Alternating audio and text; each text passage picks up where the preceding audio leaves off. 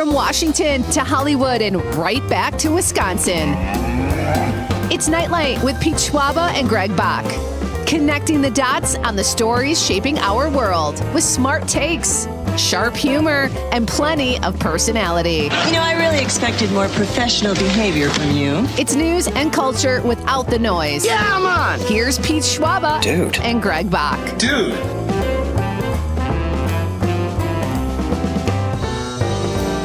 There's a little noise, but it's the sound of our sweet voices. Hey, welcome to Nite Lite, everybody. I am Pete Schwaba, joined, as always, by my co-host, Greg Bach, with Dom Lee working things out in many ways, online and off in Madison. Dom is working through it. Welcome to Nite Lite. This is a Wednesday night as we continue to... how's the weather there, you guys? Are you both doing okay after last night? Dom, go first. I mean, it's raining here in Madison. It's a bit of a rainy day, but not nearly as bad as the hail that was yesterday. It was terrible. What the hell? Yeah, it was pretty bad, but overall, it wasn't. Today it's been pretty nice. Just a little bit. It was a little scary because Tucker, our senior producer, had to go to the basement, and he's just a couple miles away from you, Dom. So I'm glad you guys are okay, and I'm glad there was no major damage there to Civic Media headquarters. That would have been something. I had to head to the basement last night, and that was not fun. Yeah. We got a tornado warning at 8:50 something. It lasted till 9:30. It touched down in a couple places. Nothing around. It was funny because the tornado warning was specifically for my area of the county, northeastern Kenosha, where I live, and I was like, oh boy, okay, I better go look for our home insurance policies right now because who knows, but. Everything was fine. We sat in the basement. The dog was she wasn't nervous. She was just like, why are we down here? Like it's fun. I'm done. Can I go back upstairs now? So she went like to the top of the basement stairs and just kind of like sat on a step waiting. Like, you got some time here, so we're just going to keep watching The Lincoln Lawyer. But we were good. It was a lot of lightning, a lot of thunder, a lot of rain, but no damage from any hail, no wind damages in the neighborhood. So we're good. And right now it's what? 60 something degrees outside, so it's nice. It's fine. Man, I'll take that. We were at 48 today and overcast, but no crazy hail or anything. It's funny, like it was always like when you had to go to the basement as a kid, it was a little scary, but my son lives on the north side of Milwaukee. He had to go to his basement, and he has one of those old apartment buildings, and you go into the foyer and the lights in the basement are always on. It's like a dungeon basement where the laundry stuff is. Oh, he had to go down. It's like a 6-unit building. He had to go down there by himself and just hang out for an hour in this horrible thing where you're down there and it's just like you get the sense that something bad has happened down there. And he's stuck down there by himself last night during a horrible storm. But I'm glad you guys are okay. That's good stuff. Me too. I'm glad everyone is okay. I hope everyone is okay out there listening. Hope there wasn't too much damage if there was. I hope you're okay. But welcome to the show. We'll try to make today, Wednesday, a better day for you. A better Wednesday. I like that. Mm-hmm. We do have a great show tonight. Logan Rogie will be here from Travel, Wisconsin. Logan is always fun. Those of you who listen to Nite Lite have heard Logan before. He's a fun, engaging interview and informative. If you're looking for something to do this spring, you'll want to hear our interview with Logan because he has all the 411 on what's happening on What's the Haps in Wisconsin this spring. Whoa, see how I did that? Nice. Dom, what'd you think of that? That's pretty impressive. I'm giggling here. That's impressive. Don't patronize me. I like that you went to him. You're like, Dominic, did you like it? He always does it too. This is a common thing now. Well, it's a brain rot thing. It's a generational thing. Greg and I are a little closer in age. And not that you didn't know, Greg. I'm sure you would have known it. Well, according to last week's quiz, I didn't know at all. So, I mean, honestly, no idea. I was just sitting here looking at the wind passing over my head, thinking to myself, oh, man, tomorrow's Thursday. That's it. Dude, I would brag, but I totally got lucky with a couple of those answers, so I'm not gonna toot my own horn yet. But speaking of quizzes, Greg and I will take another one of Dom's quizzes in the second hour, and it pertains to the state of Wisconsin. In the first hour, we'll do that. There you go. Yeah, because Logan will be here. We'll set the table with some Wisconsin quiz talk for Logan's arrival in hour number 2. And we've got some contest information coming up too, Greg? Yep, Greg, in the second hour. Yes, in the second hour today is the final day of the B and MKE VIP, your chance to win an all-access pass to the MKE Film Festival That is coming up tonight. The final keyword will be coming in the second hour, so keep it locked here. Get ready to text that word in. And then one lucky winner this week will receive an all-access pass to get into any movie, even the sold-out ones. So you want to text that in. That'll be coming up in the second hour. And then the fest begins tomorrow, goes until the 30th. If you have any inclination of going, if you live in the area, mkefilm.org for more information for lineups. And I think you said, Pete, if you win that all-access pass, that's like a $600 value. $600 plus. And that is for 2 weeks of movies. It's almost overwhelming, like, because you're like, oh my God, I got to make this worth it. But really, even if you only manage to go see 2 to 5 films over 2 weeks, it's just a great value. And like Greg said, you can get into stuff even when it's sold out. Membership has its privileges. So good luck in the contest. We'll give you more information about that in hour 2. I had a really weird day today, you guys. It was kind of chilly here, so I had the gas fireplace going. And I was being lazy. I just sat on my phone for like an hour. And I'm like, this is kind of old school. I'm like sitting by the fire, but on social media. It's like, I don't know what generation I belong in, It was relaxing. Probably millennial. I feel like that's the perfect balance of that, like, old timey sitting by the fire, and I gotta check my FanDuel account, like, Well, it's a perfect had mix. A shawl on, so you can say I could go back while vaping. You just take one old timey and Greg's frozen. Maybe I'm frozen. Actually, Pete's frozen right now. And if you're watching the live stream right now, it's great because you are mid-laugh right now. Oh, that's gone. Did I freeze or did you guys freeze? You froze. I think we all did. Maybe we did. Froze, yeah. Folks, welcome to live radio on television. So there you go. I'm at a point in my life when something goes wrong, it's a relief when it's not my fault. That's all I care about. It's like, thank God it wasn't me, but it was me to some degree. You really identified with that, that 90s philosopher, Steve Urkel, who I would just always say, did I do that? I never watched that show. Really? Oh my gosh. Is that how you say his name? I thought it was. No, it was Steve Urkel. Oh, but then because how shows that go a long time go, eventually he probably said something to the effect of, I'm tired of playing this character all the time. So then science prevailed in this program, and he was able to get into a machine that turned basically a Nutty Professor situation where it said, like, he was Steve Urkel, nerdy, like talk like this, and then he gets in this machine that turns him into Stefan Urkel, who is a smooth talking beautiful man who, like, Laura dislikes Steve Urkel a lot, but Steven Urkel, oh my goodness gracious, because she can't see past Urkel's charm. She can't see what a great guy Steve Urkel is. All I can think of right now is I am glad that it's not our Nite Lite movie club showing tomorrow night, because I would be totally lost. It would also be a TV show. That'd be weird. That would be even weirder. Hey, which reminds us, folks, tomorrow night from Nite Lite Movie Club, in the second hour, we will be talking about this week's popcorn pick of the week, I guess you'd say. Greg, you want to tell them what it is? It's the Rob Reiner classic When Harry Met Sally, starring Billy Crystal and Meg Ryan and Carrie Fisher and Rob Reiner and Rob Reiner's mother and a whole host of other people. We'll be talking about that movie tomorrow in the second hour, as we do every single week on the Nite Lite Movie Club. So watch it and then feel free to participate. You'll be able to call or text and let us know. Love to hear your thoughts on this absolute classic. When we were looking it up, it said something to the effect it was like number 13 on top 20. I'm like, I feel like When Harry Met Sally is like a top 5 at the very least. Me too. And the movies ahead of it were like, what? That's crazy. Yeah, exactly. There's a couple movies I never thought this was a rom-com. Tony on the live stream says, ooh, Homework. I'm excited. Yep. Yeah. Tony loves Movie Club, dude. And Tony's never seen it, so I hope you enjoy it. It's a very fun film. So it is a fun film. We'll be talking about that tomorrow. Absolutely. And if you ever thought on a movie that we should watch, email us, nitelite@civicmedia.us. You can also email us if you know your thoughts on the show, if there's a guest you think we should be talking about, a topic, that kind of thing. But nitelite@civicmedia.us for all your needs if you want to contact us via the good old-fashioned electronic mail. Absolutely. Tony also said it would be more old school if it was a wood fireplace. Tony, I actually have a wood-burning stove in my basement, so I could have pulled that. I could have rocked that, so to speak. And then he says gas fireplace fits social media and your phone better.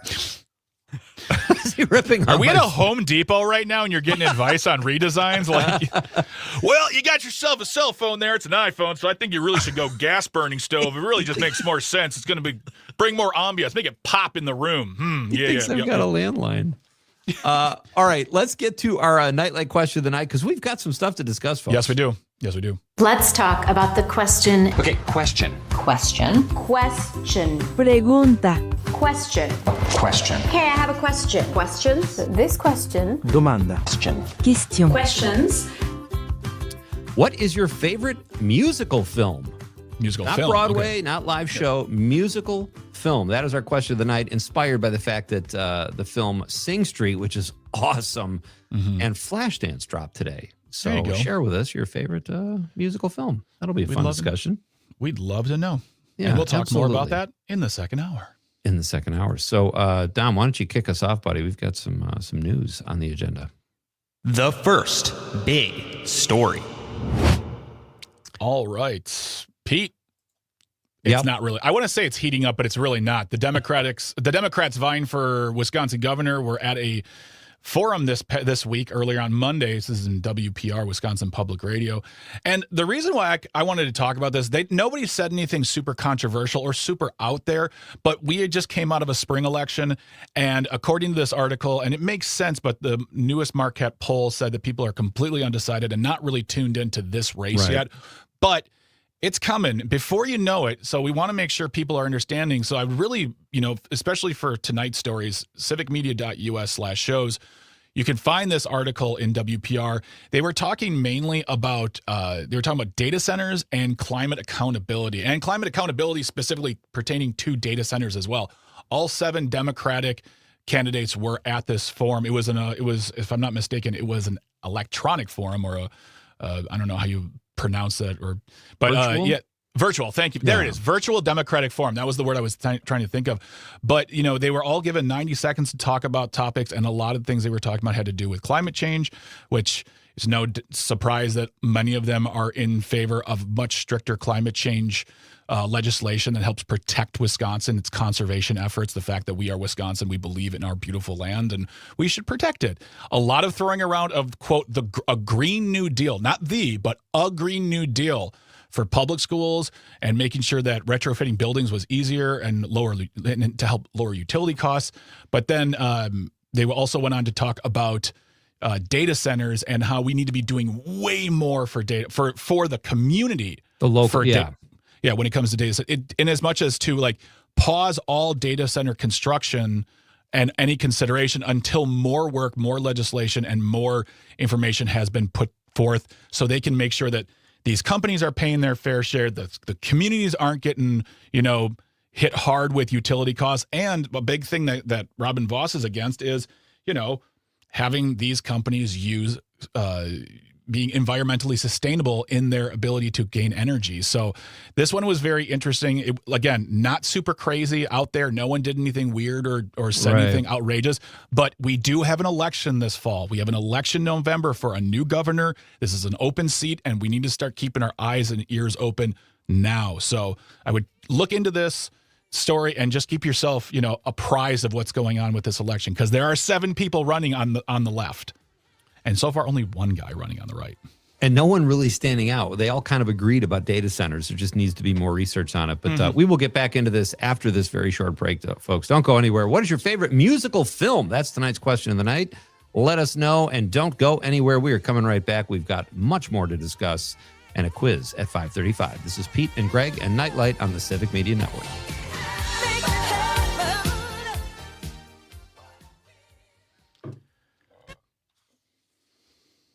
All right, we are back. Boy, Sarah Rodriguez, 3% in that Marquette poll. Well, to be fair, nobody's polling high. I mean, Francesca Hung has 14%. That was the highest one. I think Mandela Barnes was next. 11. 11, yeah. I mean, she's the lieutenant governor now, and I get tons of texts from her, so I figured she was more front and center. 14% for Hong, 11% for Barnes. Rodriguez and Crowley tied at 3. Brennan had 2, and Hughes and Royce are tied at 1. I'm really surprised that Royce is lower. I thought she'd be higher up, but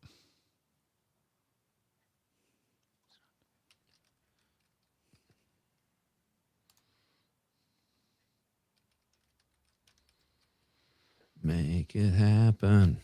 Ba, ba, ba, ba, ba, ba.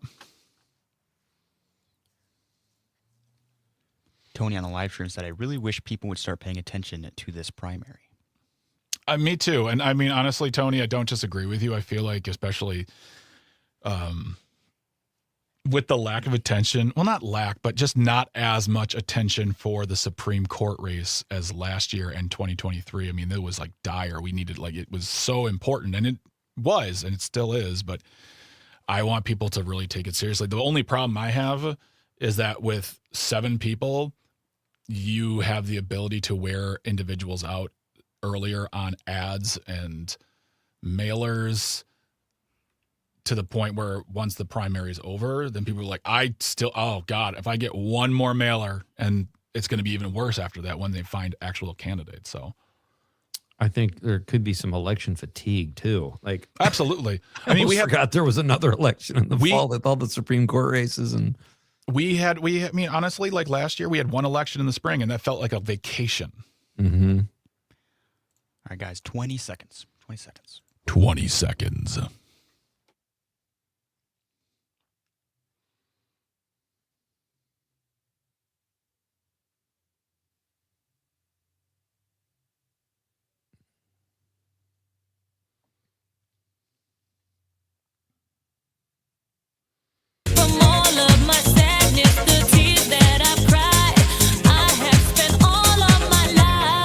Waiting for tonight. Oh, when you would be here in my arms. Dom is jamming, man. Love it. Welcome back to Nite Lite. I'm Pete Schwaba, sitting just upstate from Greg Bach. Dom is in Madison, completing the Yotterhay Triangle. And Greg, while we were at a break, Tony on the live stream says we need 8 people running for governor, not 7. Okay, and he is sort of good. nominating you, more or less. He's giving you his endorsement. Let me sing you a song right now. Oh, boy. Heck no. All right. You're quite the lyricist. Yeah, I mean, Rogers, Hammerstein, Steven Sondheim, Diane Warren, and Greg Bach, all right there in the same category as lyricists who really connect with the people. But yours was short and concise, and people but leave them wanting more, right? That's what I was saying. Exactly. We just received? Nope, nobody wants more. All right, well, that's cool. Good. All right, we've got 2 more stories here to get to in this segment before we break for the news, and then talk to Logan Rogie from Travel Wisconsin. I'm sorry, why do I keep thinking Logan is coming up in the first? He just seems like a first-hour guest because he's jovial, he's informative. No? Okay. Logan will be here second. I'm letting you live with your opinions. I'm not criticizing. I'm not going to say you're wrong. I'm letting you feel your feelings. They're valid, Pete. They're valid. It gets something in my head, and I have trouble removing it and replacing it with actual information. So, all right, let's get to our second big story. The second big story. Boy, yeah. Oh, go ahead, Greg. I was going to say, it's funny you say that, and then we hear Dom's booming voice. Boy, say what you want about our president. Is anyone else starting to really like him? Yes. He is back at it again. There was an AI picture. I saw this on NBC News, a picture of Trump and Jesus. And I couldn't tell which one was the doctor or the Red Cross worker, but it's basically Jesus comforting Trump. And Trump posted it. Who is he doing this, Greg? Does he know how to use AI? This has to be someone doing this for him, right? No, he's seen these images and he posts them himself. He knows how to. Honestly, I don't even think he's posting them. I think someone's holding his phone and he tells them what to do, which must be a terrible job. I wouldn't want that job working for a president I liked. Because it would just be like, it's like back at like those old movies, like, come in here, take a memo. It's like, oh no, I got to tweet for this guy now. This could be a sentence. This could be 40 paragraphs. But yeah, he's trying to suck up and bring back all those people who are quite upset about him being AI'd as a, quote, doctor working for the Red Cross, unquote. So, yeah. Yeah, he posted this on, today, showing Jesus embracing him. And this is a day after another image that was shared on social media. The one where he said he was a doctor, but he was really obviously trying to be Jesus. So I don't know. Will it work, Greg? That's the question. I mean, people are starting to see through him, especially religious people, which they probably should have a long time ago. But is this gonna get him back in good graces with the MAGA Christian right? If they have something tied to Trump, they will. They don't. I mean, there's no real allegiance to anything. If they want clout, money, privilege, power, they're going to do whatever, and they're going to forgive him, and they're going to say he has worked towards he's worked on his relationship with God, and we believe that he is once again the proper vessel for our broken message. And the broken message is don't expose people in the Epstein file. Don't talk about the big bill for billionaires. And even in here, it says like on this. What's funny is that the original post that was put on Twitter, some person, I'm not even going to say their name, it says, I was never this is the person, not Trump saying this. I was never a very religious man, but doesn't it seem with all these satanic, demonic, child sacrificing monsters being exposed that God might be playing his Trump card? I mean, okay. And then Trump wrote too, the radical left lunatics might not like this, but I think it is quite nice. Like, what is normally I don't like doing that, but I didn't want to have anybody be confused, Trump said when asked why he took down the previous photo of him as a quote doctor, end quote.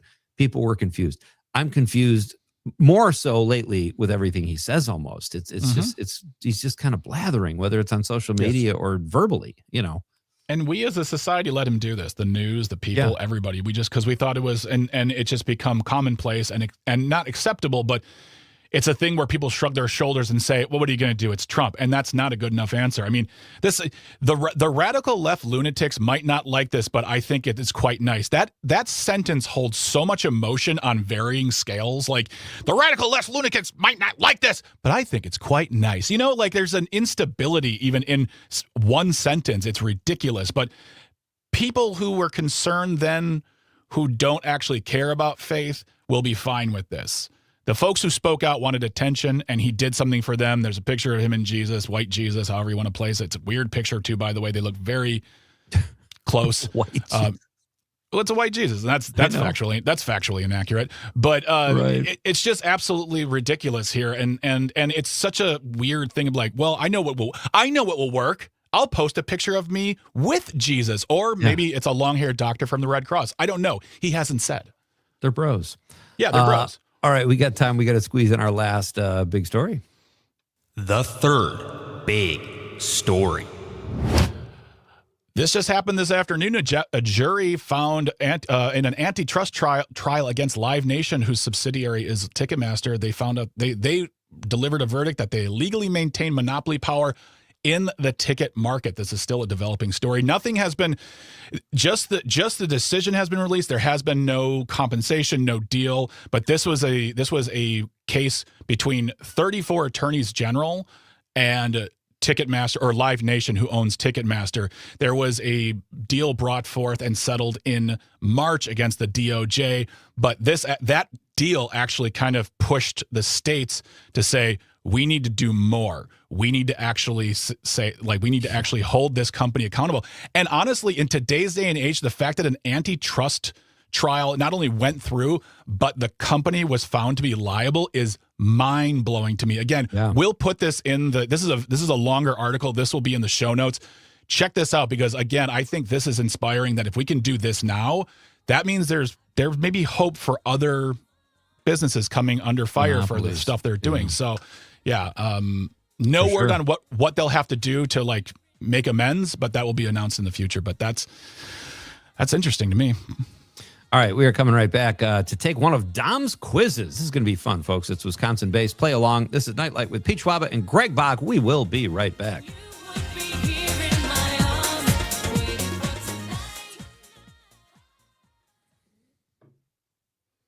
And we're back. All right. Yeah, I had. We can take John. I mean, if you want to let John know, we can take him on the other side. Sweet. We got a call. Yeah, we got John from Jackson.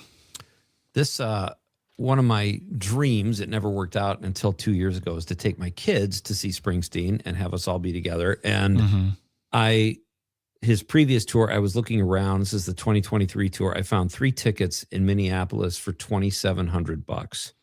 All 3 together? 3 together, and that was the total cost. And I was about to do it and say, what the heck? This is a once in a lifetime. He's in his 70s. Who knows what's going to happen? That's true, I guess. Yeah. So I almost did it, and then I literally, like, he was an angel. My buddy Pat Francis sent me a text, say Springsteen just booked shows at Wrigley Field. Tickets go on sale next week. And, you know, I grew up going to Wrigley Field and it's Springsteen. I'm like, this is amazing. I got 4 tickets. My wife went with us because she is a teacher and now it's summer. I think it was $485 for 4 tickets. We got in right away and we bought them from the venue. I cannot believe I'm about to say this. That sounds amazingly affordable. I know. You're right. It's ridiculous. But no, it's great. I'm glad you guys are going to do it. No, we did it. We did it a couple years ago. Yeah. Oh. So, but that just goes to show you how crooked, I mean, these ticket brokers, I don't know what they do about all that, but it's total. Well, it's thievery, Greg. It's thievery. Again, we have to have leaders in this country who were actually going to hold these companies accountable, but they're not going to do that. That's one of the things about the whole DOJ part of the story that they talked about, where, you know, what it said here, they struck a surprise deal with the company in March in a face-to-face meeting with Live Nation instead of any sort of trial. The settlement came just weeks after the ousting of Gail Slater. What did they say they were going to be doing? Sorry, I'm trying to find this again. It was a very long story. Yeah. But the deal that they struck with the government, with the DOJ, the attorneys general said that sort of gave us the inclination to say, no, this has got to be something better. There can be something better here. We can't be dealing with this.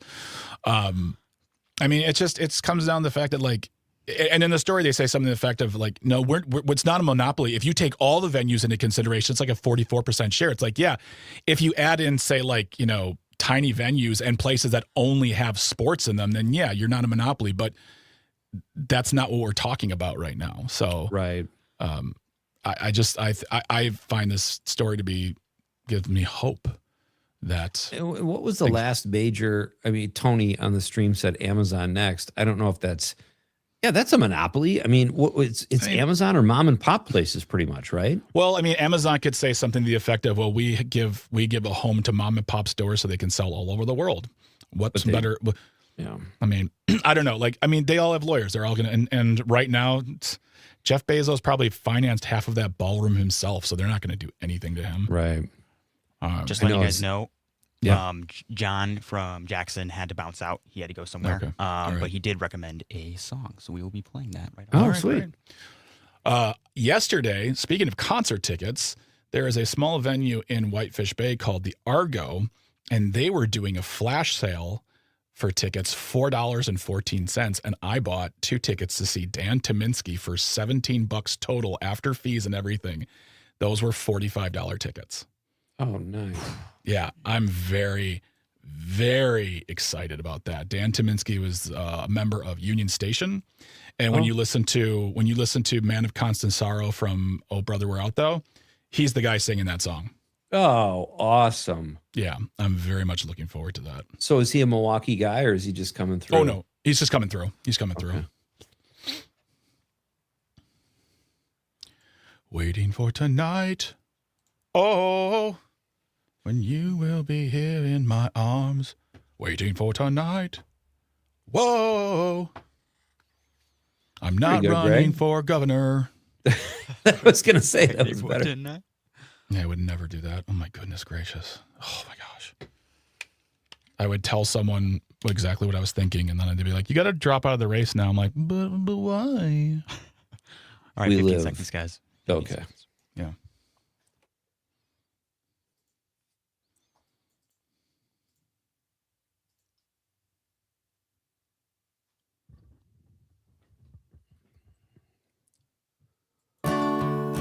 The answer, my friend, is blowing in the wind. The answer is blowing in the wind.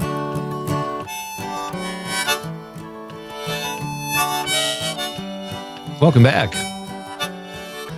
Dom never disappoints. Nope. Great tune. But was that Dylan? It was? Yeah, Yes. that's Dylan. God, when he actually had a voice. I got to be honest. I'm not going to say anything right now because there's some decent Dylan fans out there that I'm not trying to get upset with. No, I don't. Listen, I'm entitled to my opinion, and I think Bob Dylan he had a good voice, but now people still go to see him, and he's like a shell of himself. You know, Yeah. I forgot how good he sounded. Mm-hmm. Yeah, his early, especially his Nashville stuff he did back in the day too. Plus, fun fact about that song, it inspired Sam Cooke to write "Change Is Gonna Come" because he heard that song and he said, "I should have written that song."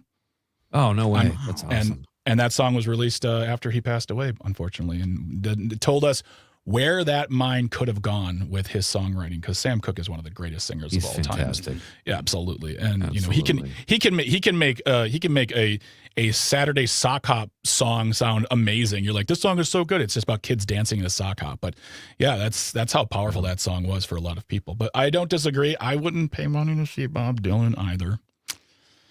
I mean, if someone had an extra ticket, I wouldn't even take it. I'd say find someone who really wants to see him. And I don't mean that in a pejorative, mean-spirited way. I mean, like, there are people out there who really want to see him.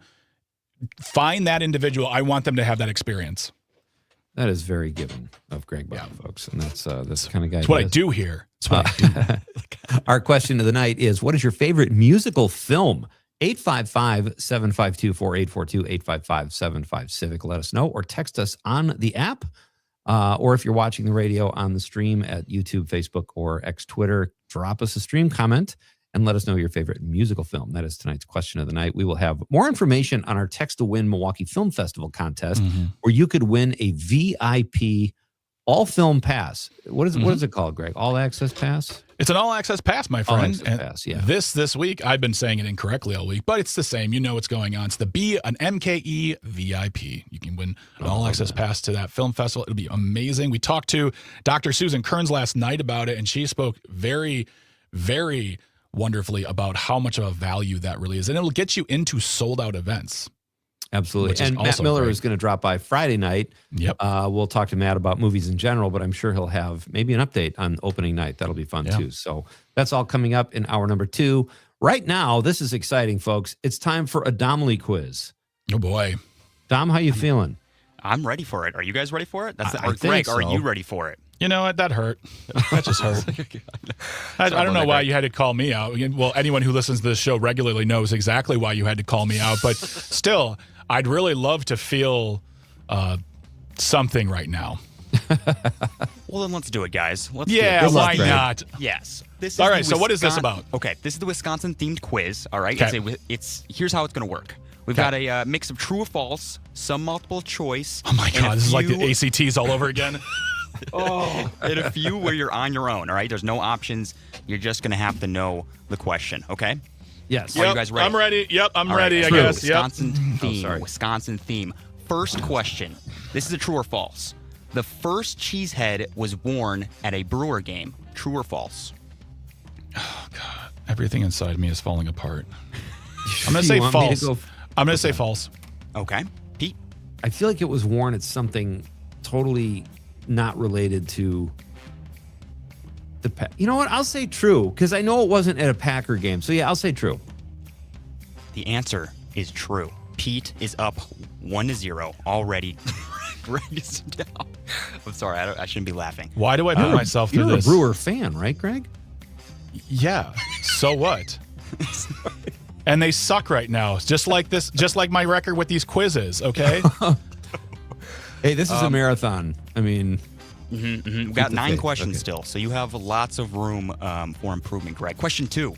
Wisconsin is home for the first national what? Is it A, a kindergarten, B, a library, C, a brewery, or D, a sawmill? Kindergarten. Wisconsin is home to the first national what? You said kindergarten, Pete? Kindergarten. I'm saying kindergarten too.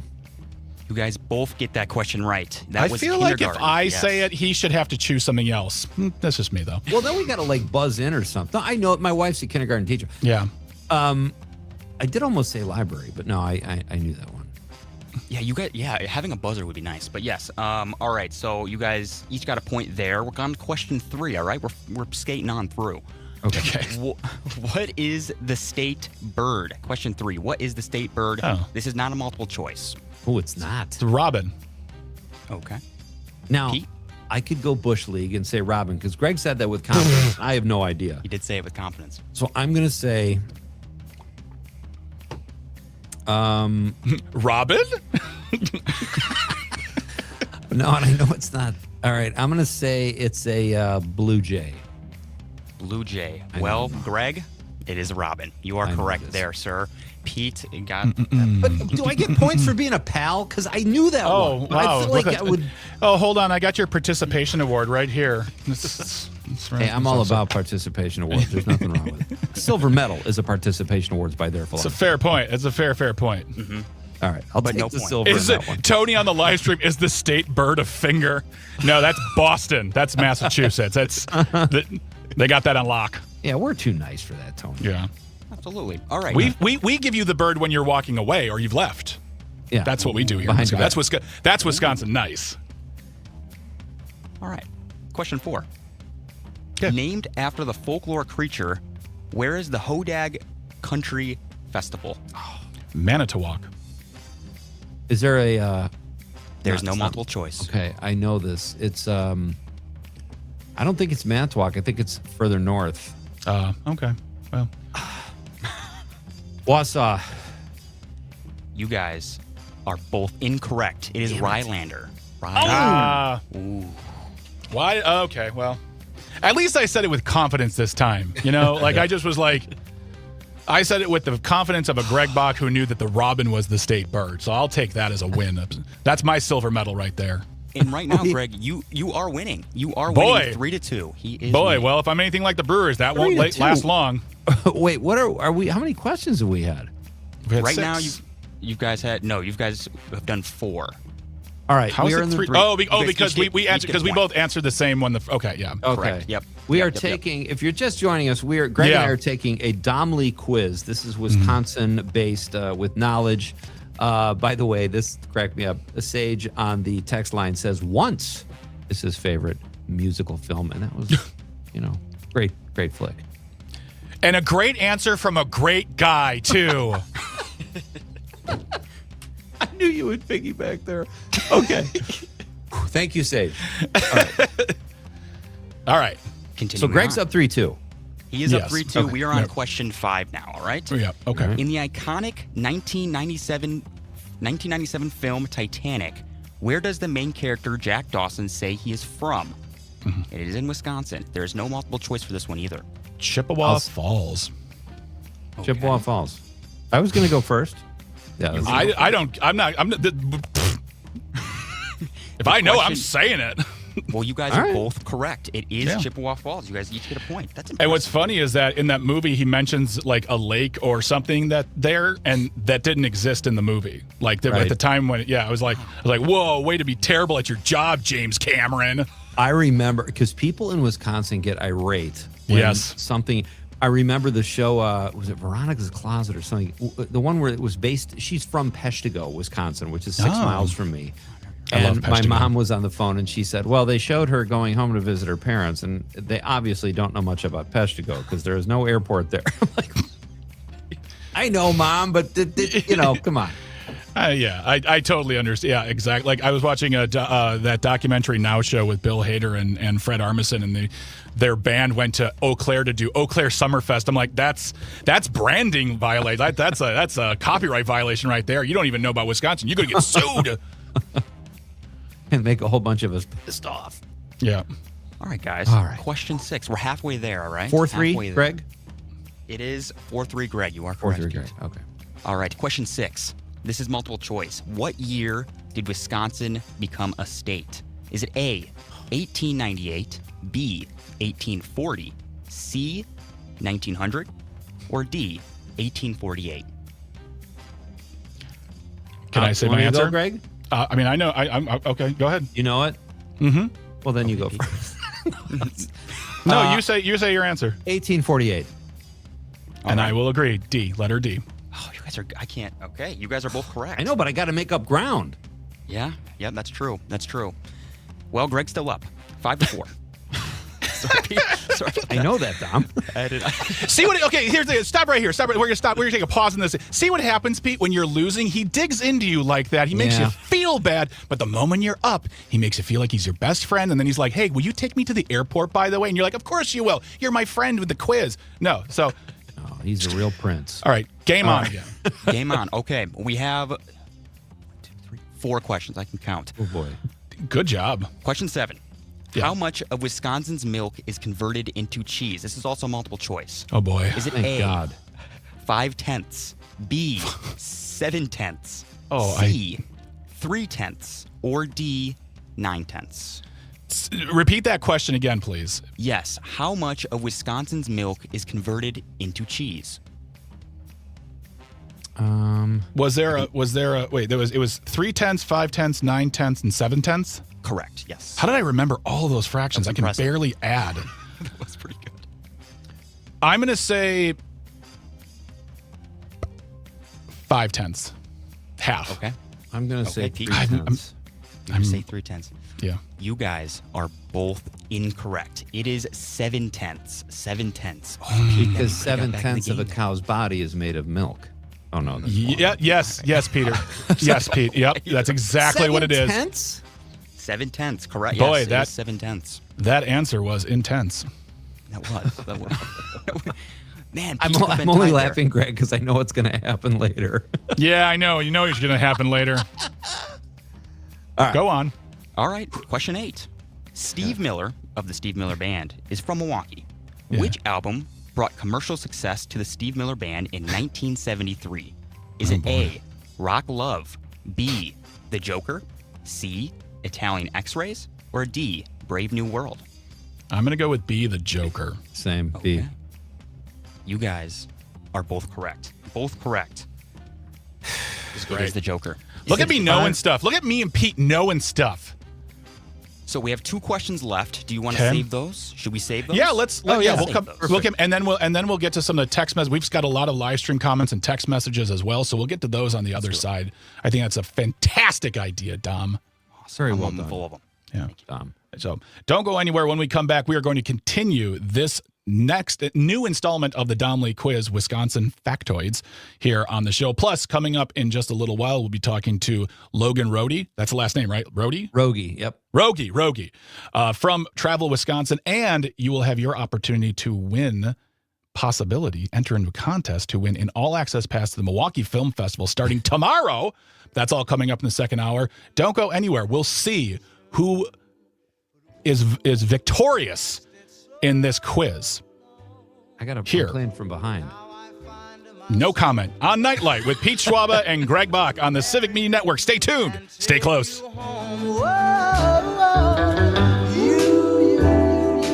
send me. I know you send me. I know you send me. Honest you do.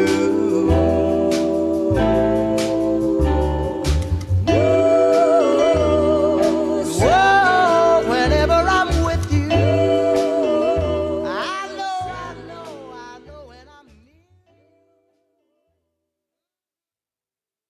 We are back.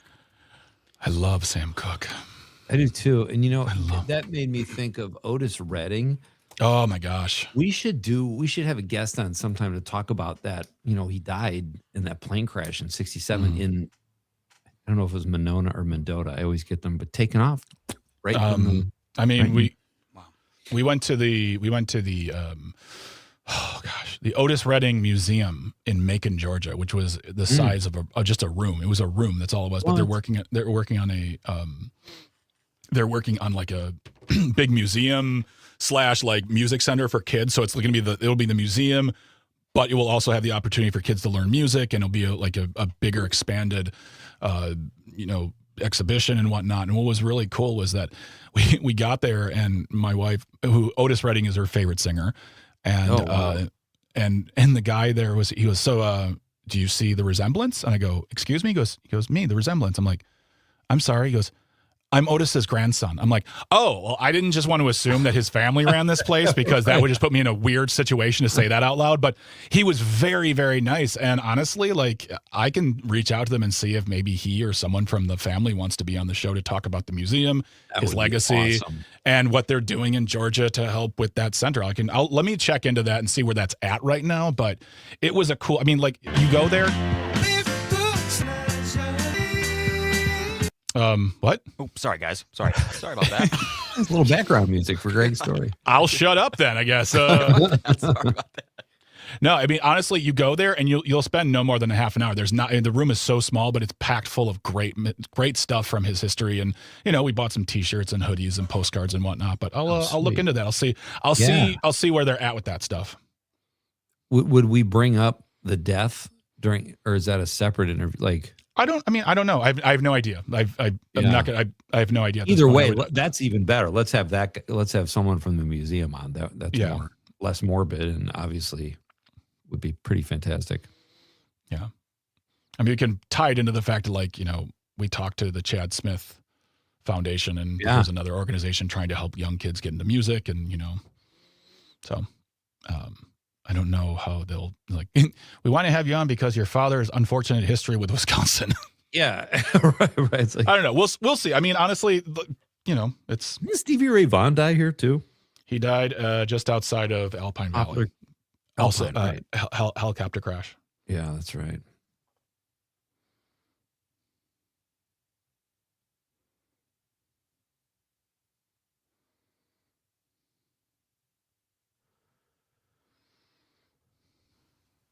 All right, guys, 20 seconds. 20 seconds.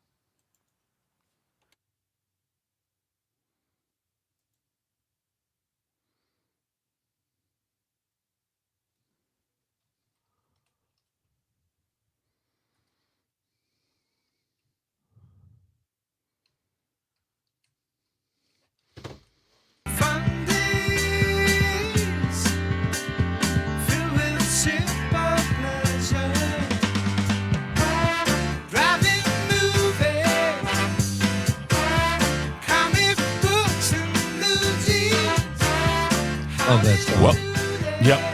Oh, I'm sorry. Welcome back to Nite Lite, ladies and gentlemen. I'm Beach Schwaba, sitting upstate from Greg Bach and Dom Lee in Madison, running board. Tony Zimmerman is trying to hijack this contest. He said, he added a question of his own. Who would be a better tyrant, Greg or Pete? Or sleeper choice, Dom? I think the honest choice is me. Yeah. Yeah, I think I'd be a better tyrant. Pete, you would be a terrible tyrant because you'd be like, build me that house. Or it's fine. You don't have to if you don't want to. It's fine. You're very understanding and kind and nice, and I'm very cranky and irascible and hot-headed sometimes. I'm a nice person, but I just sometimes I'm just like a crank pants. So, and Dom, I don't know about Dom. That's why I'm a sleeper.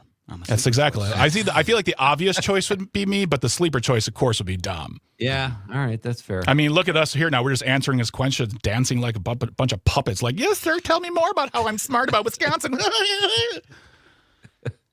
Speaking of that, we're taking a quiz right now about Wisconsin, put together by Dom Lee, the man who will be running all of our lives soon.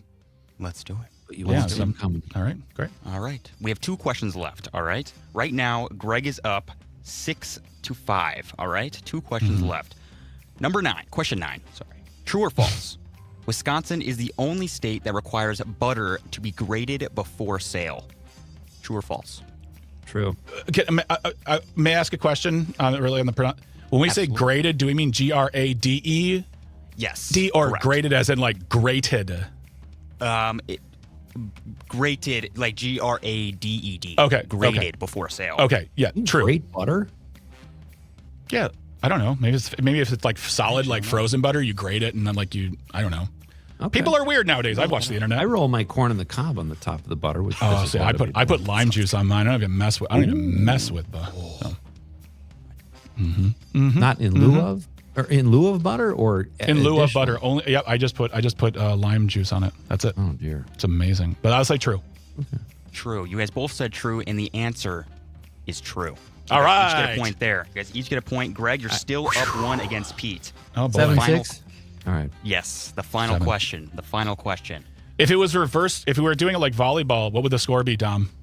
Oh, don't do that. I have no idea. you say 6-7. The person who is never mind. It's fine. Oh yeah. Okay. Yep. All right. Oh yes. God, Lord, I was trying to identify with the kids and it was fail. All right.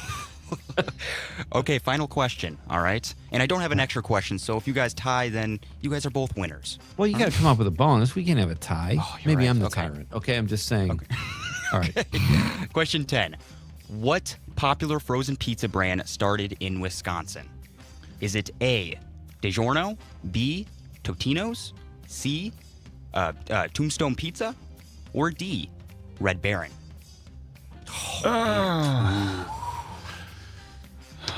What was the first one again, Tom? The first one is DiGiorno's. Okay, I'm taking that. No, I don't think so. And then the other three, it was Red Baron, Tombstone, and what was the other one? And Totino's. I'll go. Okay, go ahead. Tombstone. Okay. Yeah, I was going to... Oh, he's playing defense. Oh, God. Now I'm doubting my both answers, and so now I just feel... Tombstone, Greg.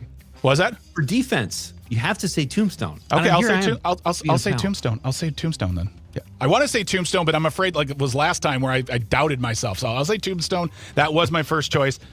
I thought it was going to be Palermo, but that wasn't even on the list. The answer was Tombstone Pizza. You guys both get a point, which means Greg wins. Greg wins. I got to say, guys, I was thinking about this the other day when we were talking about quizzes and whatnot, and I was like, when I finally win one, it's going to feel amazing. It's fine. It feels fine. It's great, I guess, you know. No, I accept my victory humbly. And as my first act of this quiz winner, I will become the tyrant that everyone thinks I am. And run for governor as the 8th Someone candidate. wash my car. So, no. Well, that was fun. I always love these quizzes. They're really, really fun. They're a really good time. Thank you so much. Would you have guessed Tombstone if I hadn't suggested the strategy there? Tombstone was my first guess, but as I started thinking about it more, I was like, but Red Baron, like that. I remember eating that as a kid, and I felt like that was a Wisconsin thing. But yeah, so I'm glad I went with it. Okay. And yeah, I appreciate you giving me the opportunity to play defense there, but I also wanted to, I didn't want to just say because you said it. So we're good. Yeah. We're good. It's good. Right, good stuff there. All right. Yeah. All right. That was a good one, Dom. Well done. Yeah, and if I'm not mistaken, Tucker also helped you. Senior producer Tucker helped you with that. So that was a team effort in the quiz department. It was. So so really, really appreciate that. Well, we only have a few minutes left in this segment and this hour. So we'll just remind everybody that in the second hour, not only will we be doing the nightcap to wrap everything up, we'll be talking to Logan Rogie from Travel Wisconsin about all the great things going on this spring in the Wisconsin area, including a very cool cocktail in a place that you may not suspect. So that's coming up. And then we will be putting forth our last day, final chance for your ability to enter into our Be an MKE VIP for your chance to win an all-access pass to the Milwaukee Film Festival starting tomorrow. This is an amazing value. So get yourself ready because in the second hour, we will give you that keyword and we'll go over the question of the night, which is, in celebration of Sing Street and Flashdance dropping on this day, what is your favorite musical film? Go ahead and you can call us, 855-752-4842, 855-75-CIVIC. You can leave a comment on the live stream right now. A lot of people on the live stream loving that. Or you can simply just go to the Civic Media app. You can call, text, or leave us a voice message as well. So let us know your favorite musical film, our question of the night here on Nite Lite with Pete Schwaba and Greg Bach on the Civic Media Network. Don't go anywhere. We'll be right back after the news. Stay tuned. Stay close. I'm a quiz winner.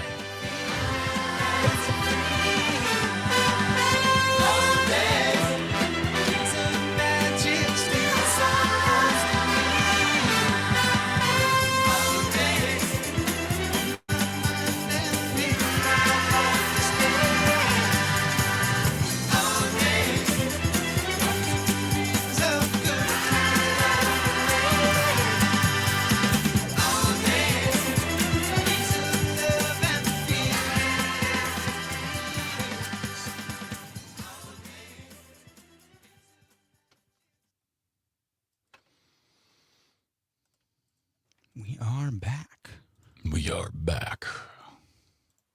Whenever I do those quizzes, there's always so many tabs open. Yeah. Why don't you just write them on like a note? Like I should do that, like what Pete does. Yeah. Yeah. What do I do? Rock and roll is what you do all night and party every day. Damn right. Did you ever see the Linda Carter Kiss thing? Did we talk about that? No. Oh, God. She comes out singing I Was Made for Loving You, Baby. Love that song. She looks amazing. Yeah, it's probably the best Kiss song, but she looks amazing. And she's dancing and she can dance and sing. And then the Kiss guys are prancing around her like a bunch of Broadway dancers. It's so bizarre, but she is amazing. And you watch it and you go, oh, Kiss really needed money. Like some network extravaganza, you know? Yeah. Oh, it's worth a Google. It's great. Songs from The Elder, and there's another album where they're like their final those final albums with the makeup on. They were they went from the world's most popular band to like nothing in the matter of like a couple years because they're I don't know. Kiss isn't a great band. They're fine. Yeah, whatever. I agree. I mean, some of their songs like are really cool. Like I would say 3 or 4, and after that, it's just like, eh. Yeah. By the time they got to lick it up, it was just sort of ridiculous. Yeah. You know, it makes this even better, but people really want us without their makeup on. And they were like, no, put it back on for dear God's sake. Please put that back on. Gene Simmons is horrifying. And he was upset that he just doesn't think rap belongs in the Rock and Roll Hall of Fame because he's an old idiot man. So that's right. I'm saying this all. Wait, who says that? Gene Simmons. He thinks that only a rock and roll band should be in the Rock and Roll Hall of Fame, not understanding what actually rock and roll is in its entirety as an idea. That to say, like, what does that mean then? I'm sure I can go through the Rock and Roll Hall of Fame right now and then say, all right, this band doesn't belong here. This band doesn't belong here. They're not really rock. No, sorry. It's not how this works. Right. Start your own Rock and Roll Hall of Fame. It'll be just you. Word to Big Bird. Someone out there doesn't know that we're out there for more people to watch and listen to. That's fun. Look at how pensive Dom is right now. He's already working on his next quiz. I am locked in. I am locked in tonight. Thank you for noticing. To answer your question, Pete, no idea. Yeah, I was having trouble. I'm just that's one where I go like this. Yeah. It's so warm in this joint. Get a few texts on the text line, Dom, and let's see if anybody else has responded.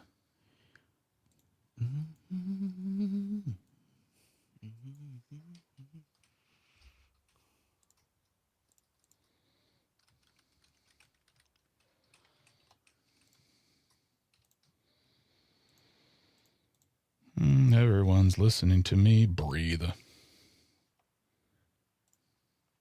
forgot about Moulin Rouge. I like that. That was a fun movie. Yeah.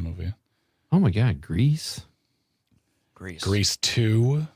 Grease 2. Staying Alive Staying Alive was the follow up to Saturday Night Fever. Yeah. I didn't think of that. And one. Grease 2 and Saturday Night and Staying Alive was, I think, written and directed by Sly Stallone.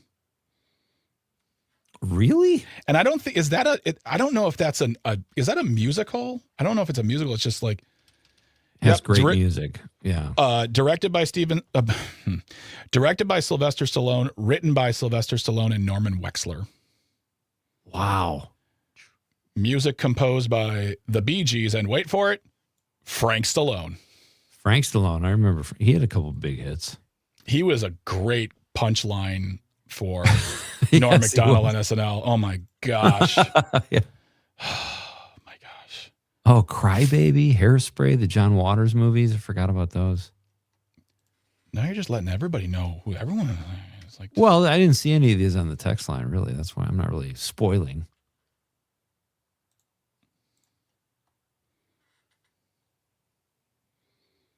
Like, do you consider The Doors a musical movie?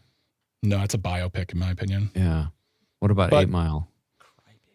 That's not a musical either. That's a bio. That's not even a biopic. It's like a whatever. Video? It's a fine movie. Like both movies are fine, but I wouldn't call them musicals. I call one a musical biopic, and I call the other one like it's a loose biopic. Right. Quadrophenia. I've never even heard of Crybaby. John Waters movie. In the 80s, yeah. Mm-hmm. It's fun. Starring Johnny Depp. Tracy Lords. Wow. That was... Tracy Lords, right. Mm-hmm. She's in Chump Change, the Steve Burrows film, too. She had a dabbled in acting there. Mm-hmm. Yeah, very Not much that so. her previous work wasn't acting, but... Yep. All right, guys, 20 seconds. Okay. Let's do this.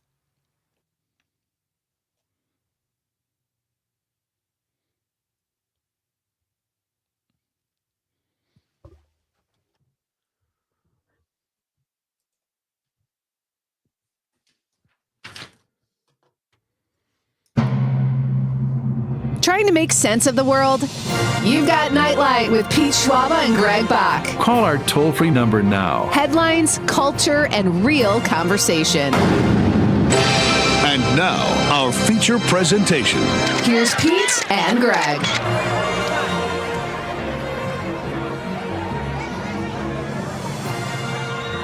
Welcome back to Nite Lite with Pete Schwaba and Greg Bach here on the Civic Media Network. You can always be part of the conversation by calling or texting. The number is the same, 855-752-4842, 855-75-CIVIC. You can also leave a comment on the live stream. We are currently streaming to Facebook, YouTube, and the platform we still call Twitter. You can also get in touch with us via the Civic Media app. Download it today if you don't already have it. You can call, you can text, you can leave a voice message, you can get your news, you can listen to shows live, take it all over the world. It's great. And as I said before, absolutely free, that Civic Media app. Great stuff still ahead. Coming up in just a little bit, we'll be talking to Travel Wisconsin, Mr. Logan Rogie from Travel Wisconsin, about all the great things happening this spring. Wonderful activities all over the state, whether you're looking to, check out some cheese, get a pizza, or maybe enjoy a fine cocktail with an not unknown, but a surprise addition. I'll leave it at that. It's a cocktail that you all know with a surprise addition, but that's all coming up in just a little bit. Then we will wrap it all up with the nightcap. But now I think it's time we get to the big keyword in our Be an MKE VIP text to win contest, where you have an opportunity to win an all access pass to the 2026 MKE or Milwaukee Film Festival beginning tomorrow. That is an amazing value. It goes from the 16th until the 30th, and that pass will get you into every showing, even the ones that are sold out. Even the ones that are sold out, folks. That's amazing, amazing, amazing value, and it's going to be all yours if you win. All you need to do is text in the keyword. Get yourself ready to text it in. Here it comes. Let me get some timpanis, please.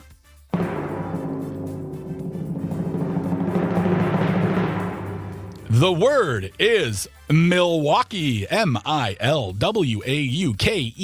Spelling counts. Milwaukee is the keyword for your chance to win an all-access pass to the 2026 Milwaukee Film Festival. Text that in. You have until the end of the show, the entire hour to do that. But again, the word is Milwaukee, like I love Milwaukee, or yesterday was Milwaukee Day, 414. So again, text in the word Milwaukee for your chance to win. Good luck. Great contest. It's weird that this is the last night, but I mean, the film festival opens tomorrow night, but it's a great value and just a great film festival. So yeah, absolutely. Now that we've got the keyword out, Pete, do you think it's time to get to the question of the night? I think we should remind people because it's a good one, and I hope they participate. Let's go for it. Let's talk about the question. Okay, question. Question. Pregunta. Question. Hey, I have a question. Questions? This question. Domanda. Questions. All right, in celebration of Sing Street and Flashdance, which dropped today in movie history, what is your favorite musical film? Go ahead and text that in. Give us a call. Leave a comment on the live stream. We would love to know, what is your favorite musical film? And Tony on the live stream has a very important question. Two, actually. One, MKE does not count as the keyword. You can't say MKE. You have to say Milwaukee. Milwaukee. Milwaukee. You have to spell it correctly. That's Algonquin for the good land, Milwaukee. Because I've seen a movie in the 90s. So, all right. Pete, what is your favorite musical film? I have three. I have many. Okay. I narrowed it down to three. Great. Go for it. Okay. Overall, I just love the resourcefulness and the beauty of this independent film from Ireland called Once. Yeah. Just there are two such amazing songs. And there's what I love about the movie, Greg, is this guy, Glenn Hansgard, finally gets to make his song. He saves up enough money with his friend who sells he fixes vacuum cleaners. She needs her vacuum cleaner fixed. They meet, they start playing music together. just a beautiful story. At the end, when they make their song, they go into the recording studio, they start playing, and the jaded board operator, like Dom, is back there. he's working the board, and he puts it on, and he lifts his newspaper, and then the song kicks in, and he just does a really subtle thing where he moves the paper and looks at them, and then he starts paying attention, and he starts working the board. It's just a very subtle, beautiful moment in the movie. I love Once. And then I also added the Blues Brothers. Okay. Because it encapsulates setting-wise my two homes of Wisconsin and Chicago. And I put, for nostalgia purposes, Streets of Fire, because like you mentioned earlier in the show, we heard that song from Dan Hartman, I Can Dream About You, like constantly through the 80s and 90s. Yeah, but I love the Blues Brothers too. It's so fun. Some of it doesn't make any sense, but it's a blast. Yeah, of course it doesn't. I mean, my goodness. At one point, he's like, we're on a mission from God. She's like, don't blaspheme. I'm like, no, we're seriously. We talked to it. Like, I was like, just tell her that you would talk to a nun, that you're trying to, like, it's like watching Three's Company. Like, everything could be, the show would be 4 minutes long if you said, oh, you just misunderstood me. I didn't mean that. And then you. Yeah, but that would be a pretty sucky movie. I know. Exactly. Yeah. So what's yours, Greg? For me, and I'm going to highlight a comment from my Facebook page. I posted this on there, and Jenny Brand, our friend, our colleague here at Civic Media, we both agree. My favorite musical film of all time is Jesus Christ Superstar. So, oh, wow. I love that one. And what I love about it too is that so I love the movie soundtrack, and there's a difference because there's, when you see a Broadway play or there's a play, there's an original cast recording, and the original cast recording of Jesus Christ Superstar was actually just an album, because it was originally an album, like a rock and roll album, that was then turned into a play. So I love the original movie soundtrack, and I love the movie because those versions of the songs of what I grew up with, the Ted Neely, Carl Anderson, all those great. I can sing almost every single lyric of every single song from that movie, and it's absolutely wonderful. So that's my favorite. That is a great, you just reminded me of another one I like along the Godspell. I don't know if you've ever seen that movie, but great music from that. I grew up listening to that too. But that's a solid answer. Domley? I have one, yes. And I got to go. I do have an answer for this. He has to go. So he has to go, folks. It is La La Land. I watched it in theaters. Oh. And it was really, really good. I mean, I kind of like Ryan Gosling, but I really like Emma Stone. I really like Emma Stone. I love her as an actor. And who doesn't love a movie about a white guy who saves jazz in L.A.?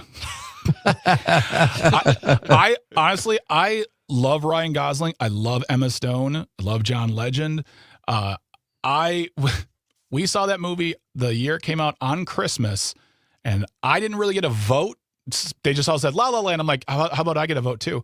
I wasn't interested in seeing it, and I didn't know anything about it. And I'm sitting in the movie, and all of a sudden, the opening shot is just this panning shot, this crane shot of LA in traffic. And there was something about the feel that I said to myself, this is a musical.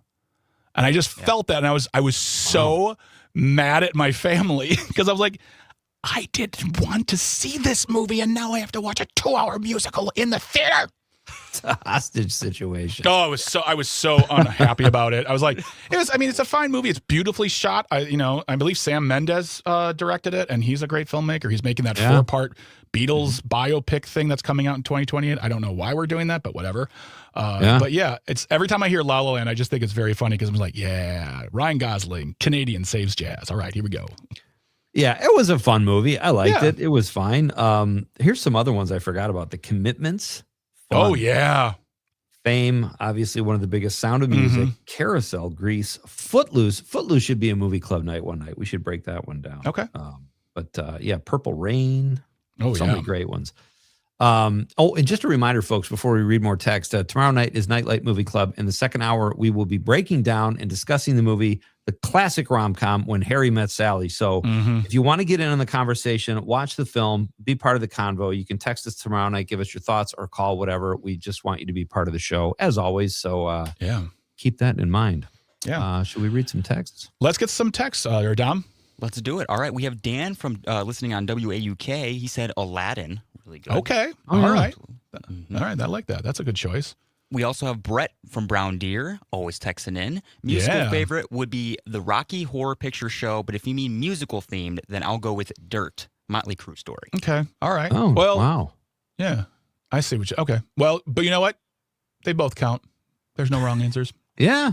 There you Have go. fun with it, people. We also have Anna from Madison. He says, "Hi, Pete and Greg. My favorite musical movie is Bohemian Rhapsody. Rami Malek was great in it." Oh, that's a good one. Great, Anna. Thank you. Yes, very good. Absolutely. We got a few keep more. going, Dom. Yeah. Let's see here. Scrolling down here. Monica from Mount Horeb said, "Hands down, the original Ocean's 11 with Frank Sinatra, Dean Martin, Sammy Davis Jr., Peter Lawford, and Joey Bishop. Amazing film." Amazing. That movie is so depressing. Chitty Chitty Bang Bang? No, Ocean's 11. Oh, I'm sorry. I didn't love Ocean's 11. I got to be honest. All right, wait, are you talking about the original or the remake? Kind of both. Like the remake, I thought was paced. It's Steven Soderbergh. He's great. Soderbergh. Yeah. But like, I just thought substance-wise, it was a fun. I don't know. I know I'm in the minority. That's fine.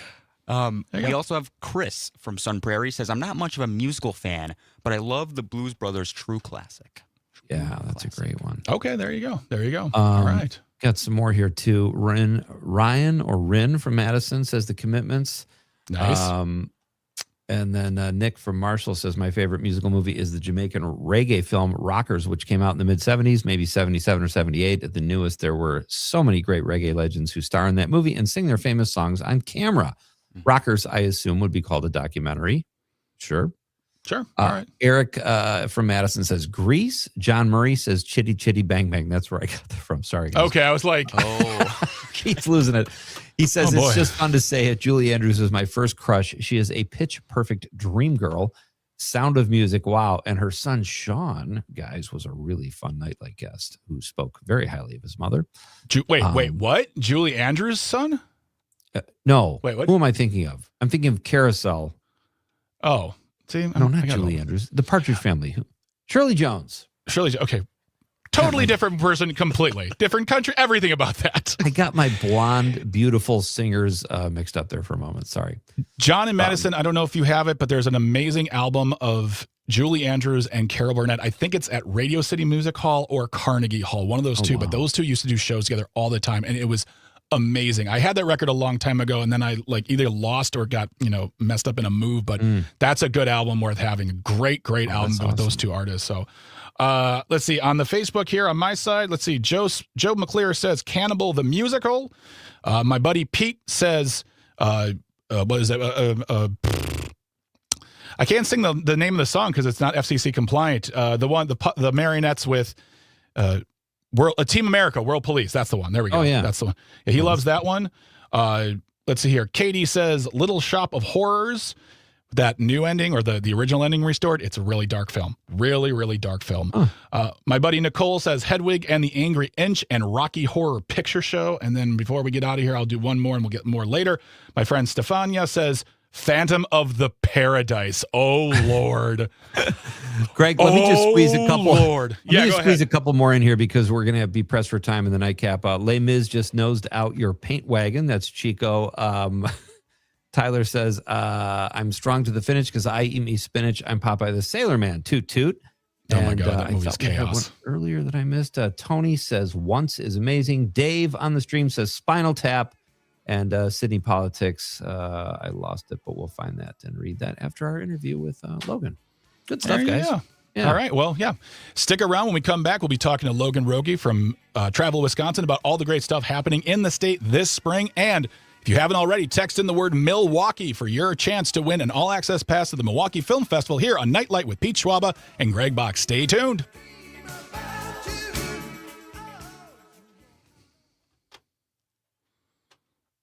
All right, guys. Oh, there's Sydney. I missed. I missed that one. We'll get to that one in a little bit. I think we got a couple more on the text line too that were from before. Oh no, we got them. Okay. No, we got those all. We got those all. Okay. Beautiful. I'll read the Facebook ones too in the nightcap. We just have about 8 of them. I can jam through those. Okay. I got some as well. So actually have a lot of texts here. Not many, but a lot of texts. Well, yeah, we do. Well, yeah, I think we do. You just don't have time to break all of them down. Wait, you know, we can just acknowledge. On the What text line, text we just have a. What text are you looking at? I thought you read all of them that were. No, not new ones. I'm just saying we have a lot in general. Oh, gotcha. Okay. Yeah. Well, there's a new one. Yeah. Okay. Yeah. Okay. Cool. All right. Cool I'm gonna go beans. do some stuff, and I'll see you guys All in a right, little guys. bit. Sweet Sounds guys. good.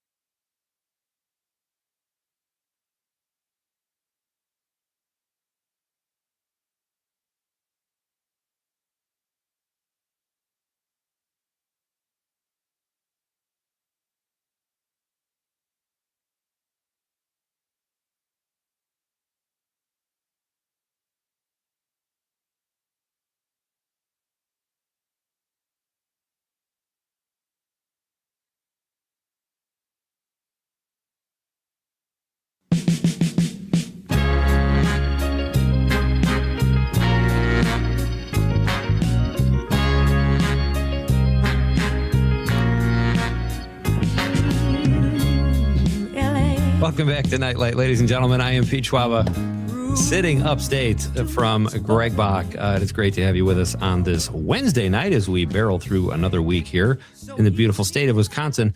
And, you know, we live in such a gorgeous state. There's so much to do, and spring is upon us. So we thought, who better than to bring onto the show and talk about some of these great happenings. Our next guest is the Senior Communications Specialist for Travel Wisconsin.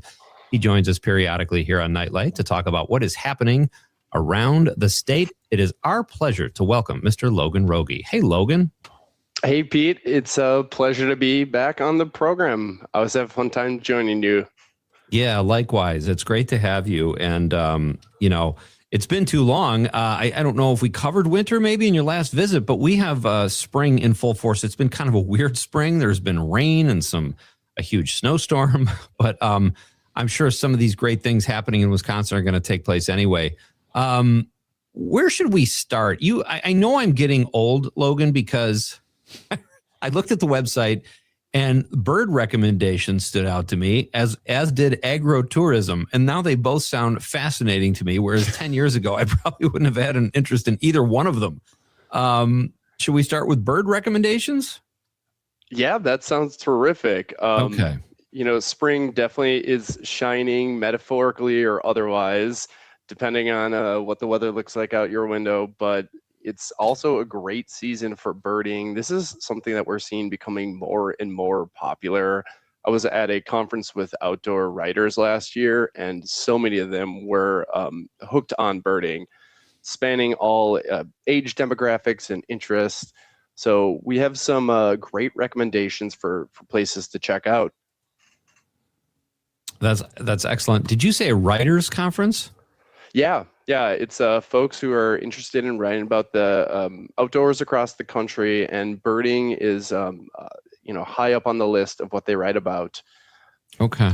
And one place that is such a unique destination to Wisconsin is Horicon Marsh. Have you heard of this, Pete? I have. It's beautiful there. I know. It's on my must visit list. It's a shame I haven't been yet, but it's unique in that it's the country's largest freshwater cattail marsh. And it's this international wetland of importance Spring is the great time to get out there because it's migratory season. So you're going to see these huge flocks of geese and duck flying through the marsh. Actually, on a single day in spring, you can see upwards of 100 species in the marsh. So great for birders of all skill levels. And if you're getting into the activity, I'd suggest going there the weekend of May 8th to the 10th. That's their annual Horicon Marsh Bird Festival. They're going to be running boat tours, bus tours, guided walks, special speakers. It's a really good way to dip your toes into birding. Very nice. And what about the Lake Geneva? I live by Door County, so where are the Ridges Sanctuary? Is that in Fish Creek, Logan? That is near Bailey's Harbor. Yeah, okay. And that's another top spot for birding. You'll see a ton of songbirds coming through. Actually, this weekend they have the annual Midwest Crane Count. So that's April 18th to 19th. That's a great event to join in, to hike out to possible crane nesting locations. You can participate in counting sandhill cranes, hear from guest speakers, get the whole family involved. Wow, awesome. So like counting is you're counting in you're working like as a group to count how many there are, and then I guess do you report those numbers to someone specifically? I mean, what does it mean to do a crane count? I don't know the specifics on that, but I know generally it's getting an estimate on the crane population coming through Wisconsin. We're actually home to the International Crane Foundation based out of Baraboo, so they're working to conserve and preserve all the world's crane species. So it's really cool to be able to kind of participate as an individual in that sort of work, being able to see what the crane population is like in Wisconsin. Nice. And then there's a place in Lake Geneva too that's ideal for there's cabins out there for people who want to bird in the Lake Geneva area. Yeah, it's a cool one. It's a cabin designed specifically for birders. It's the Cozy Cardinal. When you walk in, you're going to be hit by, unsurprisingly, this big mural of a cardinal on this A-frame cabin. They actually have a running logbook there for the guests to be able to track all the different birds they've seen. They've got books on the native species that you can brush up on, and if you want to get outdoors and relax, they have an outdoor hot tub perfect for soaking and bird watching. There you go. Wow. Oh, that sounds amazing. Just like laying in a hot tub with a pair of binoculars, like that's a beautiful bird right there, and just let the bubbles take you to relaxation land. I just love the word bird in gerund form. We're going birding. Oh, wow. I don't know why that gerund, someone went to college, gerund form. 5 years, buddy. I love that was a grammar nerd, Pete, but you just schooled me there. That's Captain Good English right there up in Marinette. Was hell growing up in my house. I love that there's a cabin there. We just have about a minute left, Logan, before we have to do a quick break, and then we'll come back and jump in maybe to agro-tourism. But do you have you mentioned Horicon Marsh. Is there a place you haven't been in addition to that you really want to go to in Wisconsin? I'm sure, given your job, you've been all over, but where haven't you been aside from Horicon Marsh that you really want to go to? High on my list is the SC Johnson campus in Racine because of the Frank Lloyd Wright designed research tower and great hall there. It just looks fascinating, and they offer public tours. So that's high up there for me to make it to Racine soon. All right. That's a great answer. And I think that's a perfect opportunity for you and Greg and I to pal around, because he is near Racine, right? He's in Racine right now. So I'm just saying, think it over. Think it over the break. We'll sleep at the station. It's great. They've got floors. We are coming right back, folks, after the news with our guest. He is the Senior Communications Specialist for Travel Wisconsin, Logan Rogie. We're coming right back. It's Nite Lite with Pete Schwaba and Greg Bach.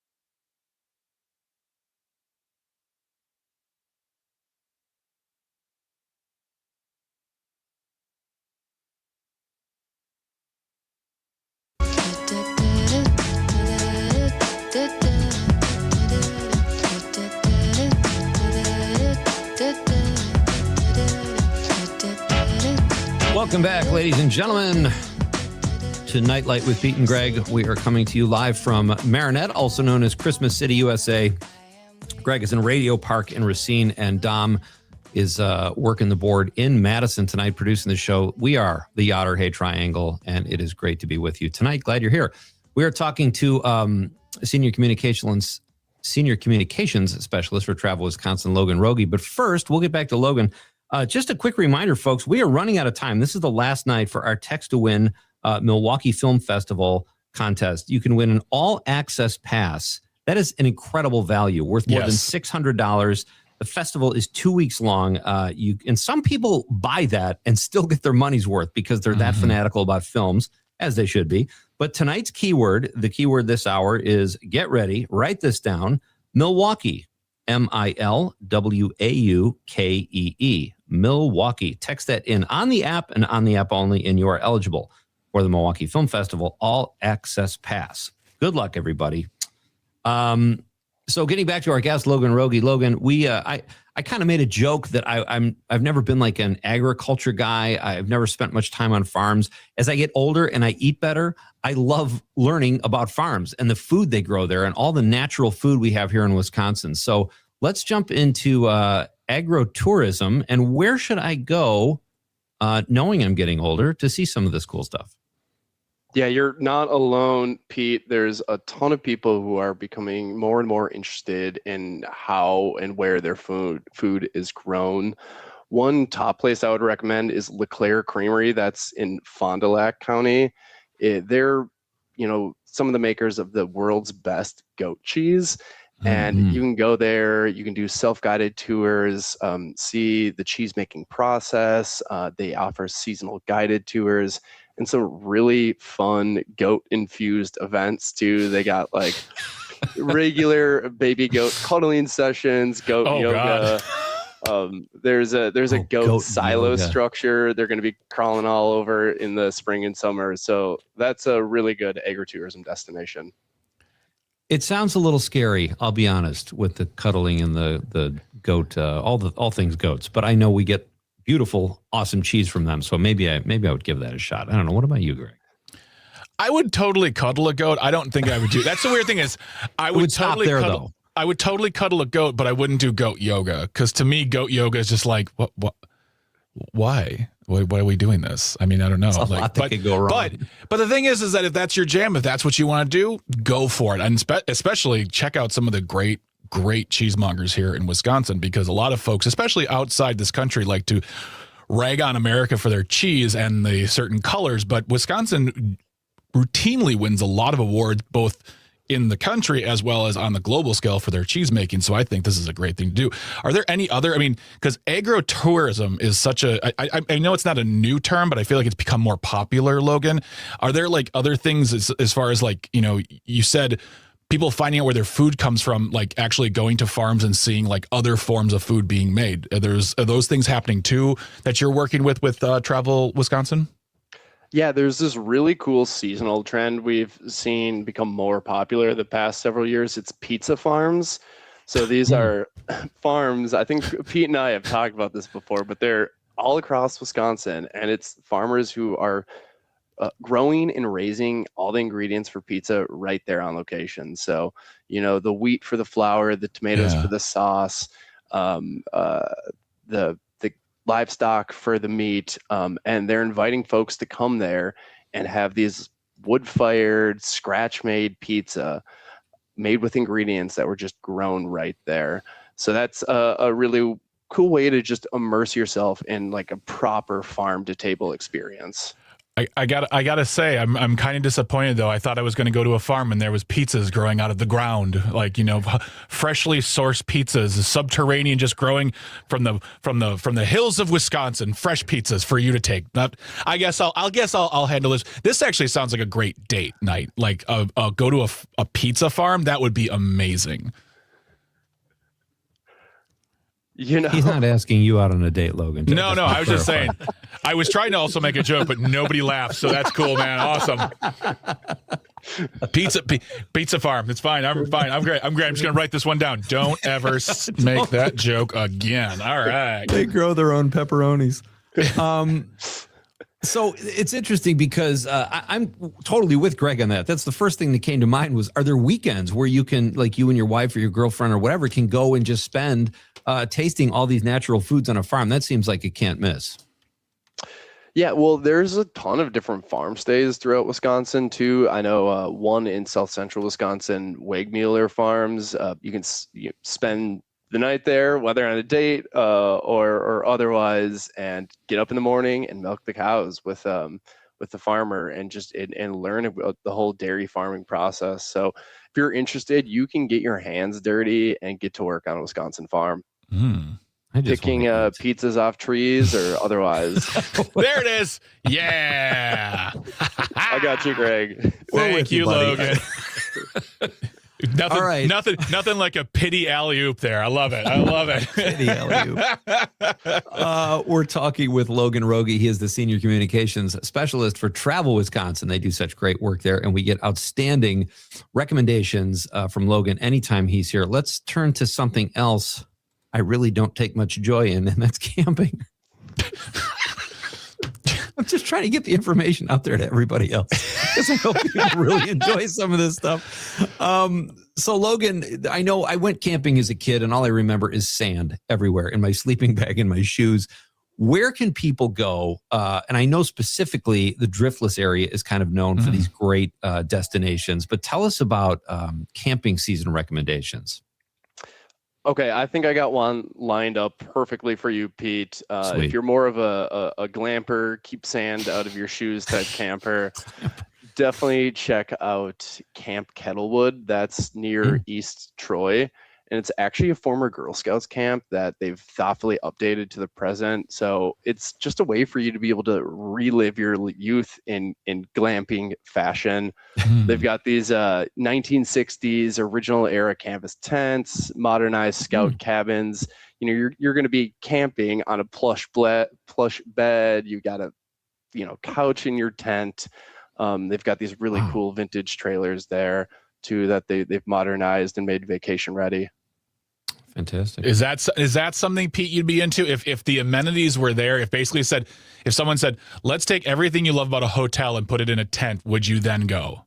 I did not hear the words color television, so I'm getting there. I'm close. You have a phone in your pocket. Problem solved. It's true. Yeah, if there's good company, I'll do anything. I'm making jokes, but yeah, if the company is right, let's do it. You know. Oh man, we're gonna do some goat yoga. We're gonna eat some farm pizza, and then we're gonna go glamping. I can see it now. That does sound fun. All right, so where else? I've been obsessed, Logan, with these videos of Lake Superior lately that keep showing up on my timeline or reels or whatever. There's a campground up on Lake Superior near Bayfield County. I've never been to the Apostle Islands, and that is one of my destinations. Like with you and Horicon Marsh, I really want to go to the Apostle Islands. Tell us about the camping up in that area. The Apostle Islands is fantastic. I went up there last summer for my first time and just can't speak about it in more highly than I could. At the Herbster Campground, that's a great place to spend the night. It's a small shoreside community. You can pitch a tent on the shore. They have a mile of sandy beaches, so kick off your shoes, walk around, wipe off the shoes before you put them back in or wipe off your feet. Sorry. Thank you, Logan. Before you put them up. You're writing this down, Pete? He's trying to give you help here. Yeah. Thank you. But no, that area of Lake Superior, it's wonderful. They have Lost Creek Falls Trail there, so you can hike 3 miles to the end of this like hidden waterfall. There's a outfitter in Cornucopia, Lost Creek Adventures. They're taking people on guided kayak trips to those sea caves. They're teaching you bushcraft and survival skills too, if you're into that. And then one final recommendation for Bayfield County is the Cranberry over Superior. It's this restaurant. They got some fantastic food, but be sure to order a Bloody Mary for something that's going to surprise you. The Cranberry on Superior serves their Bloody Mary with a whole smoked lake chub fish on top of it. It's this like... Would you like to order something? No, I'm currently eating my drink here. Thank you very much. It is just this like 6-inch fish just topping your Bloody Mary. It's such a unique tradition. And this is it's the name of the place again. It's called the Cranberry. The Cranberry over Superior. Cranberry over Superior. I love that. I have always wanted to take, like, it's a fine line you draw when you say this sentence out loud, but I've always wanted to take some survival skills lessons. I don't want to become a survivalist or a guy who has 12 years of canned goods in my basement, but I always wonder when I watch these videos, I see people like, oh, it's a lot simpler to build a fire or make an axe in the woods if you need to chop down a tree. And I've always wanted to learn those skills, but also not like turn into that guy. So it's good to know there are people out there who are just like, well, teach how to do it. And you don't have to commit to any sort of apocalyptic like community here. It's fine. You're good to go. Yeah, it's like survivalist light. Exactly. It's glamping, survivalist glamping, essentially. You can only do so much. Yeah. I'll swing by and teach you a few things, Greg. Thanks, buddy. Appreciate you. So I know we have a couple more things to get to here, Logan, but let's speaking arts and culture, like where in the spring, I know it's bigger in the summer, but is there stuff going on in regard to like plays or concerts this spring that we should be aware of? I'm glad you brought that up because there is a great one this weekend, actually. It's the Eau Claire Jazz Festival. Oh, nice. So this is a really popular annual tradition. They're actually celebrating their 59th year this year. Nice. And it's happening Friday and Saturday. So I'd recommend getting up there Friday. They do the jazz crawl. So they have performances unfolding across the city Friday evening, going into the night. They're filling theaters, bars, gathering spaces with that sound of live jazz. The festival is actually organized by UW Eau Claire, and it's the largest student-run jazz festival in the country. Wow. They're bringing in world-class acts and local talent. So that's a good recommendation if you're looking for a quick turn trip. That sounds like a lot of fun. I would love to go to that. That's this weekend, you said? That's this weekend. Okay. Not planned for next year then. Well, we already have to start looking ahead to summer. We don't have time to do it today, obviously. We got to have you back because to me, there is no place better than Wisconsin in the summertime or fall for that matter, but specifically summer. There's so much to do here. We have about 30 seconds or so, Logan, before we let you get out of here. What is the most visited spot in Wisconsin during the spring typically, or at least one of them where people just are drawn to? Oh, that's a tough one. We don't have location-specific visitor data, but I can say fishing becomes really popular in the spring with the start of a new season. That's always was that the first Saturday of May. So look to those lakes, rivers, and streams, and you're going to see anglers cropping up everywhere. Nice. I love watching people fish. Logan Rogie, you're the best. Thank you, pal. It's been great to talk to you, and we look forward to checking out summer with you. It was a great time as always. All right. Thanks a lot. That's Logan Rogie. Check out their website, travelwisconsin. I believe it's an ORG, Greg, but if you type in Travel Wisconsin to the Google, you will be pleasantly surprised, and there is so much going on here in Wisconsin. Indeed. We're coming right back to do the nightcap, Greg. You ready for that? I'm ready for that. I'm ready. Strong, buddy. We got it. All right, we're coming right back. This is Nite Lite with Pete Schwaba and Greg Bach on the Civic Media Network.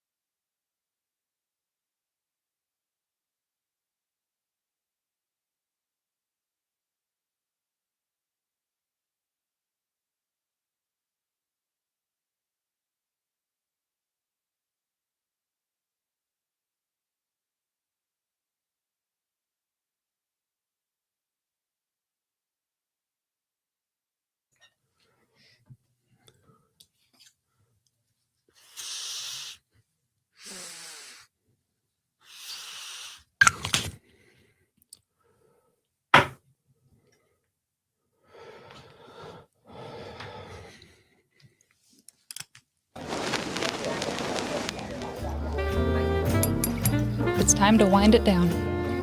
This is Nightcap with Greg and Pete.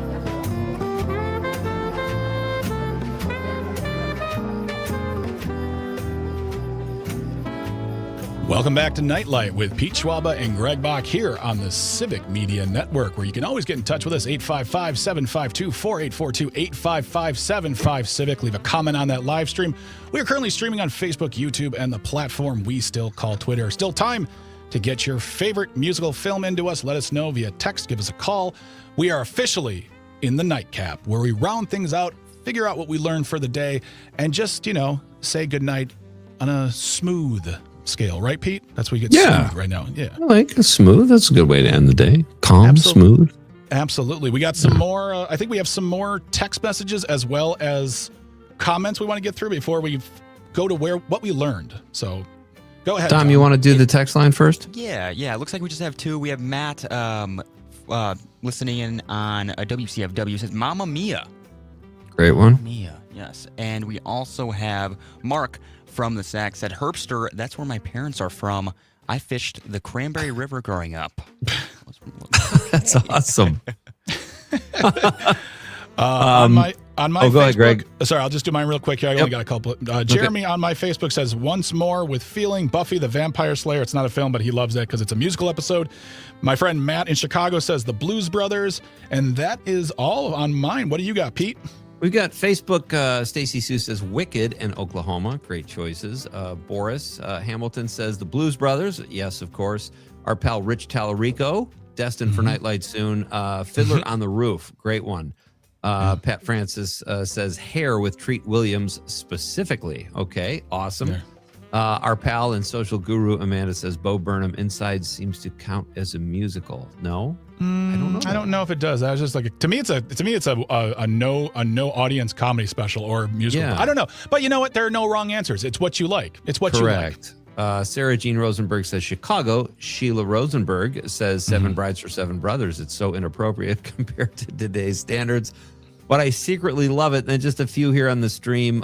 Dave says The Big Chill and The Wall. Nice. Two great. Well, The Big Chill's a great soundtrack. Would you say that's a musical, Greg? No, I wouldn't either. But again, no wrong answers. Right. Sydney Politics says Dancer in the Dark, a film that was so awful for Bjork to film that she never made a movie again. Sydney also says, sup, Dave, but I don't think Dave got back to Sydney, so we'll let those two work it out. Good stuff. And I see someone on the live stream is like, only for watching making fun. Well, there's way more. There's way more. Ha, ha, ha. Ha, ha, ha, ha, ha. That's all I got. What happened? That's some guy. People like to poke and be like, I gotcha. He also went on to say Trump is the man. That's right. He's the man in the Epstein files, but that's beside the point. The point is... Several times. Many. Thank you. Tens of thousands, hundreds of thousands. Some say a million. Millions. But yeah, thank you so much to everyone who texted in, called, everyone who sent us a comment on the live stream. We appreciate you. Also, you have a few minutes left to enter into the MKE VIP Text to Win contest. Your chance to win an all-access pass for the 2026 Milwaukee Film Festival beginning tomorrow.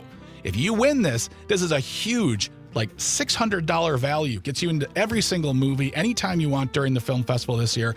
Text in the word Milwaukee, MILWAUKEE, for your chance to win an all-access pass to the Milwaukee Film Festival of 2026. And I'm sure we'll be talking more about the film festival in the coming days and weeks. We'll probably maybe have a wrap-up. Who knows? Yeah. But yeah, go for it. And today is the last day of that contest, so it's your final chance to try to win that VIP pass. So good luck to you.